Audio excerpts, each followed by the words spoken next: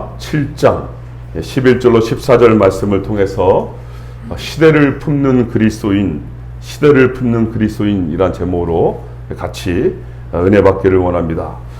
여러분, 몇 년 전에 한 신문 기사에 가슴 찡한 훈훈한 사연이 보도되었죠. 20대 꿈 많은 한 젊은 청년이 자신의 생명을 버리면서까지 다른 사람을 살리고 자신의 목숨을 잃었던 사건이죠. 사건의 전말은 이렇습니다. 그 청년이 살던 서울 서교동의 원룸 5층 아파트에서 갑자기 불이 난 거예요. 그런데 그 불난 시간이 하필이면 새벽 시간이었던 거죠. 청년은 그 사실을 알아차리고 자신이 바깥으로 불을 피해서 나와 보니까 새벽 시간이라 아무도 나와 있지 않는 거예요. 그 불난 사실을 모르고 다른 사람들은 다 그렇게 곤히 잠들어 있던 거죠. 여러분 같으면 그런 상황에서 어떻게 하겠습니까? 다시 그 위험 속으로 들어가겠어요? 그런데 이 청년은요, 다시 그 불길 속으로 들어가서 각 집집마다 그 초인종을 누르고 막 두드리면서 불났다고 외치면서 그렇게 21동을 다 돌았다는 거예요. 그렇게 그의 헌신으로 인해서 거기에 있는 모든 사람들이 사고당하지 않고 다 무사하게 생명을 구할 수 있었다라는 거죠. 그런데 정작 본인은 그 유해가스겠죠. 유해가스로 인해서 5층에서 그만 의식을 잃고 쓰러져버리고 만 것입니다. 그렇게 자신의 생명을 바쳐서 다른 사람을 살렸어요. 여러분, 그 청년의 어머니의 인터뷰가 잠깐 영상에 비쳤었거든요. 이런 내용이었습니다. 울면서 그렇게 고백하시더라고요. 참 잘했다. 참 잘했다. 너가 나보다 낫구나. 여러분, 누구나 자기 살겠다고 이웃을 거들떠 보지 않는 시대가 돼가잖아요. 조금이라도 우리 자신의 이익에 반하면 사정없이 공격해오는, 어쩌면 극도의 이기주의가 판쳐가는 세상에 우리 그리스도인이 지금 살아가고 있는지 모르겠어요. 우리 그리스도인이 이 땅 가운데 어떻게 살아야 할지를 다시 한번 생각해 보게 하는 그런 기사가 아닌가 싶었습니다. 여러분, 오늘 우리가 보고 있는 이 역대상하, 이 역대상하는 에스라와 그 서두가 비슷한 것으로 봐서 에스라가 보통 기록한 것으로 이렇게 보고 있어요. 70년 동안 바벨론에서 포로 생활을 마치고 그 이후에 다시 한번 그 이스라엘의 역사의 정통성을 부여하기 위한 목적으로 백성들이 새롭게 출발할 수 있도록 그 동기를 부여하는 목적으로 이 역대상하를 기록하고 있는 거죠. 그러다 보니까 그 중심이 우리가 봤던 열왕기 상하하고는 다르게 남쪽에 유다에 있는 왕들을 중심으로 다루고 있고, 특별히 이스라엘 역사에 있어서 가장 번영했던 그런 다윗 왕이나 솔로몬이나 또 요시아나 히스기야, 그들을 중심으로 해서 오늘 이 본문을 다루고 있다라고 보시면 될 것 같습니다. 여러분, 이제 오늘 본문은 그 중에서도 가장 이스라엘의 정점에 올랐었다라고 할 수 있었던 솔로몬 시대, 그 시대를 배경으로 삼고 있어요. 예루살렘 성전이 건축되고 온 백성이 기쁨으로 성전 봉헌식을 하나님 앞에 올려드린 그 이후의 일이에요. 하나님께서 솔로몬에게 그 이후에 나타나신 거죠. 그리고 약속의 말씀을 해주시는 장면이거든요. 오늘 말씀을 통해서 우리에게 주시는 메시지를 두 가지만 집중해서 한번 조명해 보기를 원합니다. 첫 번째로는 이 말씀이 그런데 불길한 말씀이에요. 왜 이 불길한 말씀을 하나님이 주시고 계시는가? 두 번째는, 그렇다면 우리 그리스도인은 어떻게 이 땅 가운데 살아가야 할 것인가? 한번 살펴보겠습니다. 먼저 도대체 이 말씀, 이 불길한 말씀을 왜 주시고 계시는가? 우리 13절 말씀, 그 말씀의 내용을 한번 보시죠. 13절입니다. 13절 말씀 시작. 혹 내가 하늘을 닫고 비를 내리지 아니하거나, 혹 메뚜기들에게 토산을 먹게 하거나, 혹 전염병이 내 백성에게 유행하게 할 때에. 아멘. 여러분, 거미가 거미줄을 치기 시작했어요. 시간이 지날수록 이 거미집은 점점 커졌고 그 규모가 확장되면서 그 거미줄에 파리와 같은 그런 먹이들이 걸려들기 시작합니다. 날마다 집이 커지고 먹이들이 많아지자 옆에 있던 이웃 거미들이 그것을 보고 당연히 부러워했어요. 여러분, 그러던 어느 날 이 거미는 이 석가래에서 내려온 거미줄 하나를 발견하게 됩니다. 그런데 아무리 생각해봐도 그 거미줄은 불필요해 보이는 거예요. 이게 왜 여기에 있지? 먹이를 잡는데, 집을 확장하는데 필요해 보이지도 않는데 말이죠. 결국 아무 쓸모가 없다고 판단한 거미는 이 거미줄을 끊어버리고 말았어요.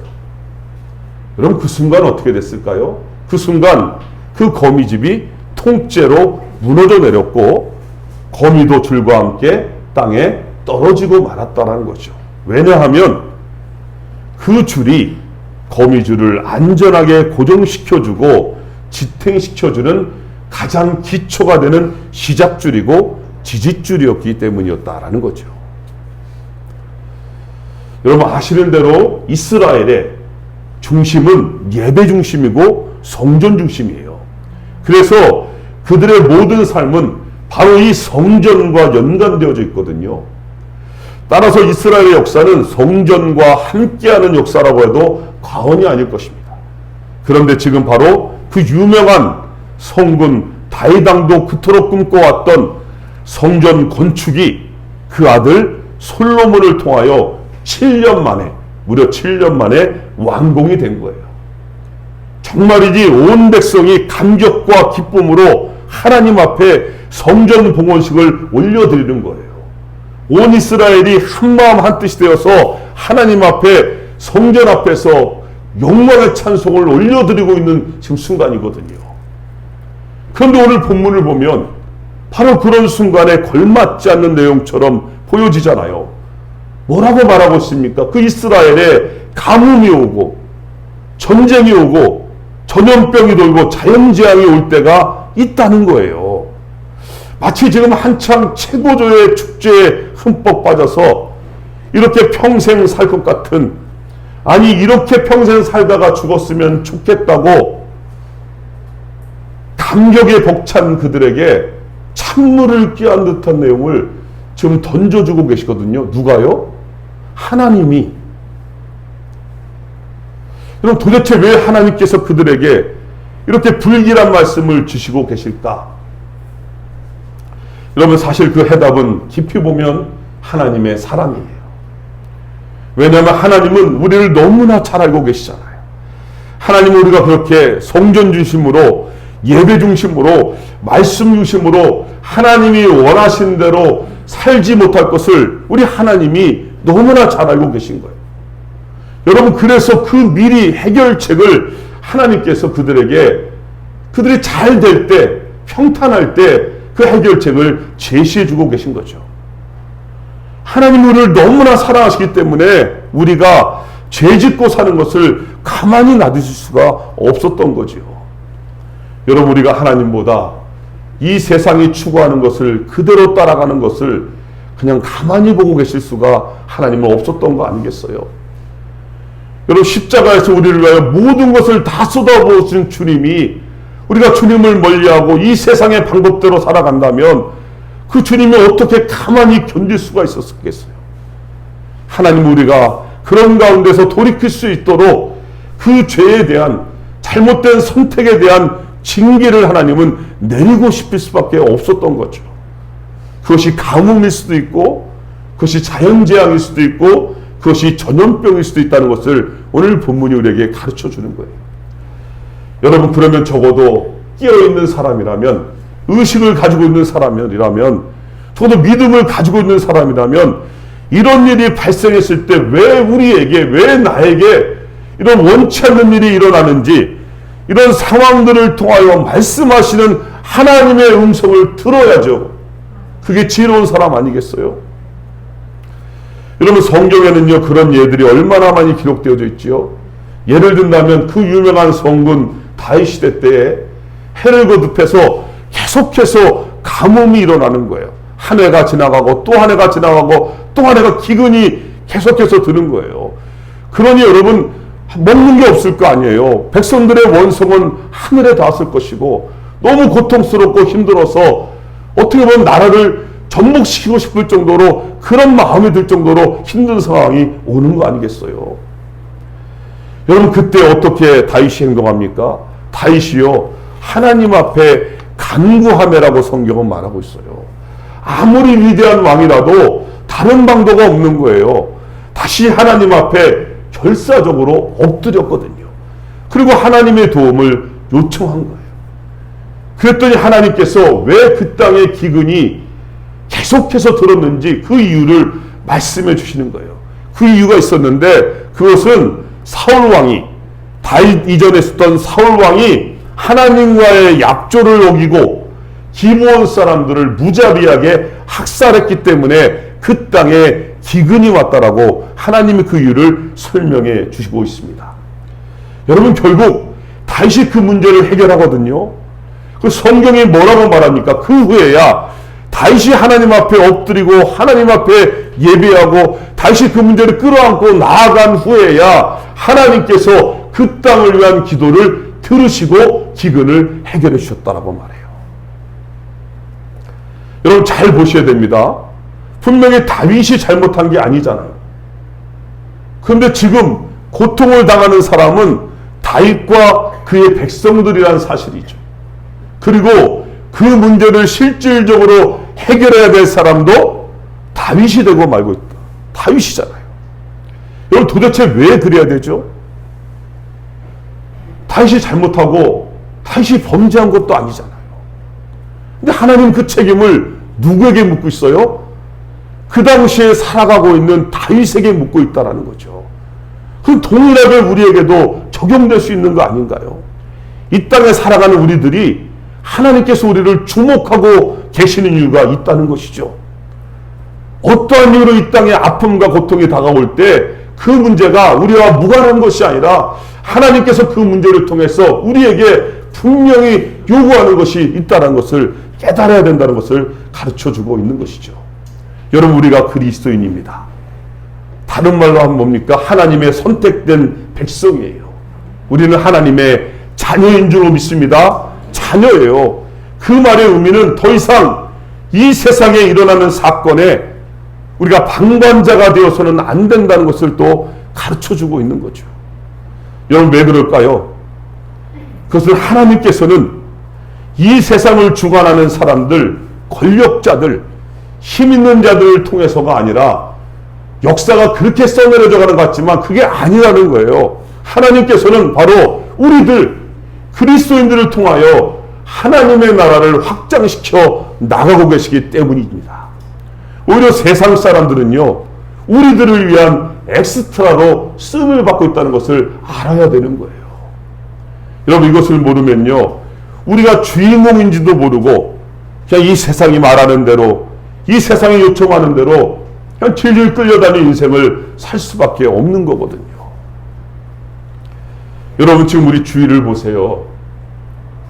뭐 하루에도 뭐 잠만 자고 일어났다 하면 얼마나 많은 사건들이 우리 주위에 터지고 있습니까? 얼마 전이잖아요. 바로 며칠 전에 북한이 군사 정찰 위성으로 우주 발사체를 쏘아 올렸잖아요. 갑자기 저희 아들 얘기 들어보니까 서울에는 재난경보도 오고 뭐 사람들이 피할 곳 찾느냐고 뭐 네이버가 마비가 되고 이런 일이 벌어지잖아요. 여러분 북한의 핵탄두의 소형화가 이제 상당 수준까지 도달했다는 거예요. 그래서 장거리 미사일에 탑재하는 능력까지 점점 갖춰져 간다는 거 아니에요? 정말 이러다가 김정은이요 단추 한 번만 누르면 핵전쟁이 발생하는 시기가 올 수도 있는 거예요. 모르는 거예요. 여러분 반면에 북한 주민의 실상은 어떻습니까? 최악의 기독교 박해 국가에 인권조차 가장 억압을 당하고 있죠. 경제적으로는 외부 제재와 봉쇄로 힘듦을 겪고 있죠. 거기에다 해마다 발생하는 자연재해와 홍수와 가뭄, 뭐 그 피해로 인해서 회생 불가능한 상태잖아요. 어느 한 동네에서는 임산부 15명 중에 11명이 유산하게 되는 절망적인 상황도 벌어지고 있다는 거예요. 여러분, 우리 대한민국을 포함한 전 세계는 코로나라고 하는 이 바이러스로 인해서 무려 3년 동안 모두가 예외 없이 너무나 심각한 고통을 겪었잖아요. 여러분, 코로나를 통하여 말씀하신 하나님의 음성은 무엇이었을까요? 제가 볼 가장 타격을 입었던 사람들 중에 한 곳이 교회일 수도 있습니다. 수많은 사람들이 교회를 떠났어요. 여러분, 이제는요, 마스크를 안 쓰면 이상한 시대잖아요. 마스크 쓰는 게 당연한 시대처럼 돼갔잖아요. 수시로 들려오는 전 세계 소식을 한번 귀를 기울여 보세요. 폭탄 테러에, 전쟁에, 자연재해, 지진에, 산불에, 홍수에, 태풍에, 한 해도 그냥 조용하게 지나가는 해가 없어요. 정말 눈만 감았다 뜨면 새로운 재앙의 소식들이 끊임없이 우리에게 들려오는 시대가 되어버리고 말았어요. 지금 인도에 또 열차 사고 났잖아요. 수백 명이 죽었잖아요.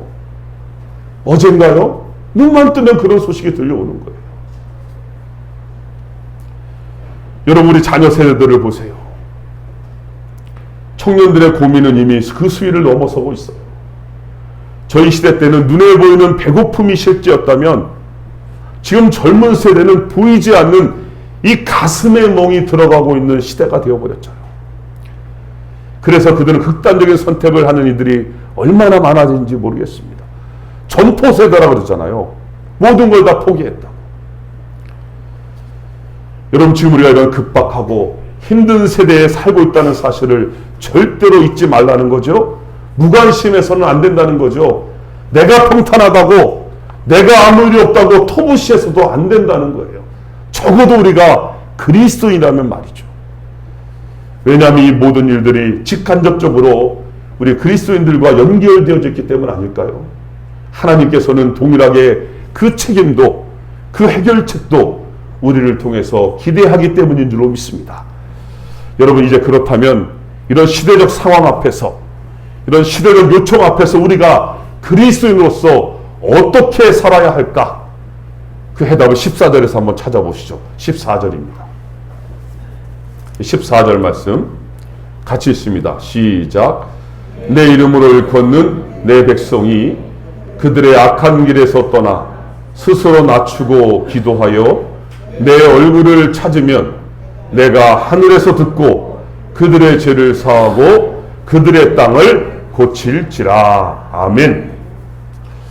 여러분, 14절은 이러한 고통 가운데서, 이러한 재앙 가운데 속해 있는 우리 그리스도인들이 어떻게 해결하며 살아가야 할지 그 매뉴얼을 두 가지로 나누어서 제시하고 있어요. 첫 번째로는 우리가 해결해야 할 부분이고, 또 하나는 하나님께서 해결해 주실 부분이에요. 그런데 하나님께서 해결해 주시는 부분은 결국 우리가 해결해야 할 부분을 했을 때 나타나는 결과이기 때문에 우리가 가장 포커스를 두고 오늘 보아야 할 영역은 우리 그리스도인이 어떻게 해야 하는가라는 점입니다. 오늘 성경은 그 방법을 제시하고 있죠. 첫 번째로 뭐냐면 죄의 문제를 해결하라는 거예요. 죄의 문제를 해결하라. 여러분, 오늘 성경은 악한 길로 표현하고 있죠. 악한 길. 여러분, 악한 길이 무엇일까요? 길은 우리의 삶의 여정이잖아요. 길은 우리의 삶의 방식이에요. 지금 우리의 삶의 패턴이 지금 어느 곳으로 향하고 있냐고 묻고 있는 거죠. 지금 나의 삶의 패턴이 이 세상이 추구하는 물질 중심적으로 치우쳐져 가고 있지 않냐는 거죠. 여러분, 악한 길이 대단히 눈에 보이는 그런 잘못된 단계를 말하는 게 아니에요. 훨씬 그것을 뛰어넘는 개념을 보여주고 있는 거예요. 여러분, 그리스도인이라고 말하면서 세상 사람들과 하나도 다를 것이 없다면 바로 그것이 악한 길임을 밝혀주는 거예요. 그것을 성경은 죄라고 말하고 있죠. 그것이 해결되지 않는 이상 우리의 삶에도, 또 우리가 속한 공동체에도, 우리가 속한 나라와 이 세상에도 어쩌면 하나님의 징계가 임할 수 있다는 것을 가르쳐주고 있는 말이죠. 여러분, 누구 때문일까요? 맞습니다. 바로 하나님의 자녀, 그리스도인이라고 말하는 우리들의 죄 때문에 그런 일이 있을 수 있다는 사실을 잊지 말아야 한다는 거예요. 그렇기 때문에 우리 그리스도인은 이 세상에 대한 책임을 가질 수밖에 없는 이유가 거기에 있는 거죠. 여러분, 우리의 기도의 영역이 넓어져야 되는 거예요. 북한에 고통당하는 어린아이들, 임산부들, 노약자들을 외면해서도 안 되죠. 핵실험을 강행하는 미치광이 같은 김정은을 한 기독군도 놓치면 안 되는 거예요. 지금 튀르키예 지진 속에서 복구하고 있는 그들도 놓치면 안 되고요. 어제 봤듯이 그런 열차 사고로 죽어가는 수많은 고통당하는 그들을 위해서도 우리의 기도가 들어가야 되는 거예요. 이런 비판과 정죄는 우리가 하지 않아도 입 있는 사람이면 누구나 다 하고 있잖아요. 뭐 거기에 지금 우리까지 가세하지 않아도 이미 흘러 넘치고 있거든요. 이런 문제 하나만 발생해도 한번 SNS 댓글에 수도 없이 달리는 시대가 되어버렸잖아요. 여러분, 그런데 그렇게 해결이 됩니까? 될 수도 없고 되지도 않는 거예요. 왜냐하면요, 하나님은 절대 그 방법으로 역사하지 않기 때문인 거죠. 여러분, 오늘 우리 그리스도인들은 이러한 문제들 속에서 뭐라 그랬죠? 우리들의 죄를 볼 줄 아는 눈이 열려져야 되는 거예요. 손가락을 들은 게 아니라 내 자신을 돌이켜보는, 내 자신의 죄를 돌아보는 그런 훈련이 중요하다는 거죠. 결국 그리스도인의 타락이, 교회의 타락이 가져온 결과일지도 모르기 때문이거든요. 그러므로 여러분, 죄의 문제를 끌어안고 하나님 앞에 엎드리는 것이 우리 진정한 그리스도인의 삶의 자세인 줄 믿습니다. 여러분, 제발 부탁드립니다. 우리들만이라도 모일 때 남을 비판하고 정죄하고 평가하고 손가락질하지 마시기 바라요. 오히려 나 때문에 그런 일이 발생하지 않았는지 하나님 앞에 엎드리고 같이 기도하고 같이 중보하는 모임으로 성숙해져 가시기를 바랍니다. 여러분, 또 한 가지 오늘 죄 문제를 해결하고 나서 우리가 해야 할 일 또 한 가지는요, 예배의 회복입니다. 첫 번째는 죄의 문제를 해결한다면 두 번째는 예배의 회복을 말하고 있어요. 결국 성경에서 강조하는 그리스도인의 삶의 결론이 뭐라고요? 예배예요. 참된 예배자가 되는 거거든요. 오늘 본문에서는 뭐라고 말하고 있죠? 그 얼굴을 찾으면, 하나님의 얼굴을 찾으면이라고 기록되어져 있죠. 여러분, 하나님의 얼굴이 어디 있어요? 하나님은 영이시잖아요.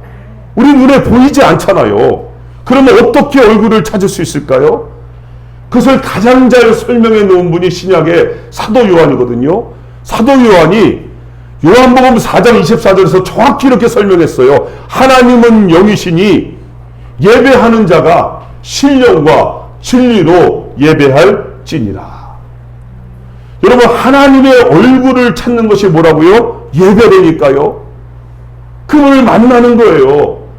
그런데 그 예배를 어떻게 드리라고까지 가르쳐주고 있잖아요. 영과 진리로 예배를 드려라. 그리고 23절에 그렇게 영과 진리로 예배를 드리는 사람을 뭐라고 말하는가? 참된 예배자라고 말하고 있잖아요. 결국 그쪽 방향으로 우리를 이끌어가고 있는 것입니다. 그 참된 예배자를 오늘도 주님께서 우리 가운데 찾으시는 줄로 믿습니다. 여러분, 결국 그리스도인의 삶의 최고의 핵심이 예배로 통하게 됐다는 사실을 이제는 알게 되었을 것입니다. 여러분은 그런 생각을 합니다.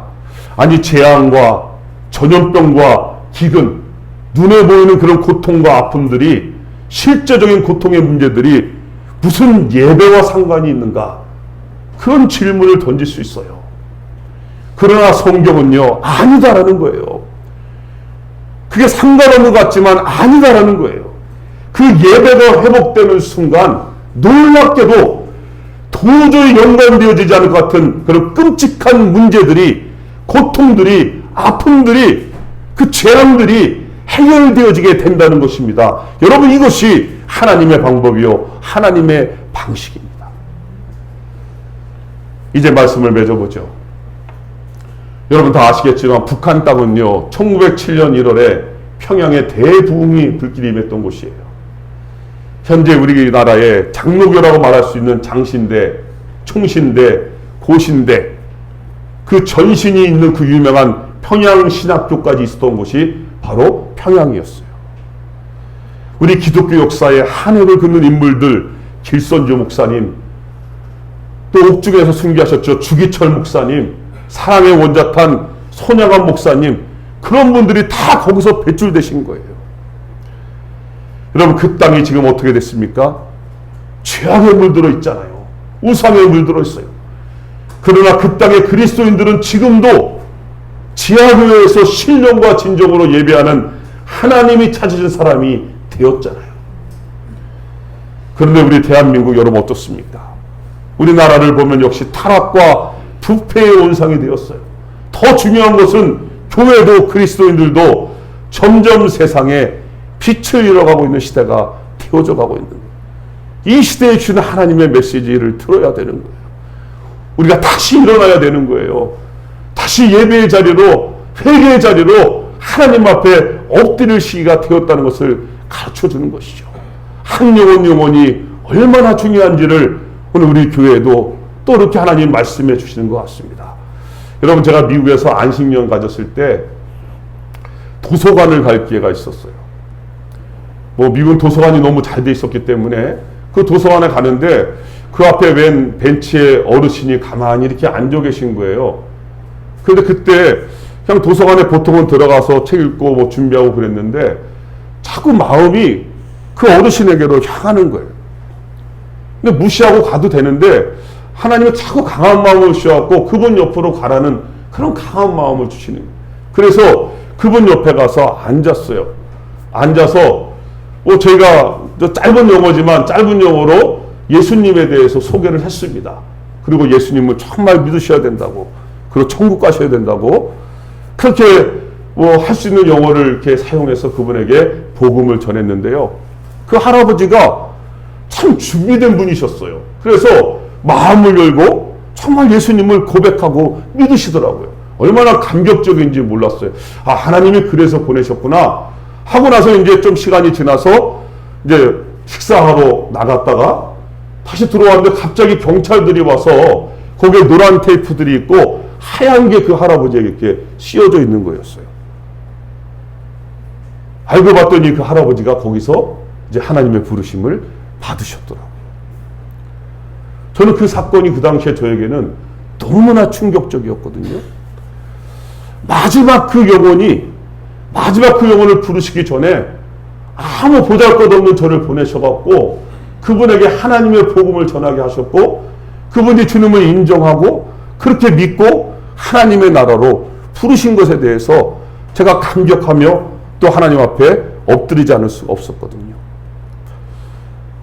지금 주님이 우리에게 원하시는 것 다른 것 아닌 것 같아요. 그죠?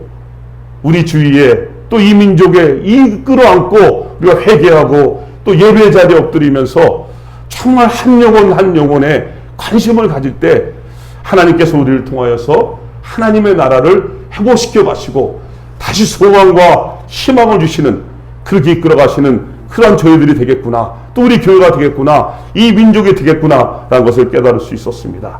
여러분, 그런 의미에서 오늘 이 14절 말씀 다시 한번 우리가 고백했으면 좋겠습니다. 이 14절의 말씀이 그렇게 우리에게 고백으로 나오는 고백이 되었으면 좋겠습니다. 7장 14절 말씀 마지막으로 한번 합독합니다. 시작. 내 이름으로 일컫는 내 백성이 그들의 악한 길에서 떠나 스스로 낮추고 기도하여 내 얼굴을 찾으면 내가 하늘에서 듣고 그들의 죄를 사하고 그들의 땅을 고칠지라. 아멘.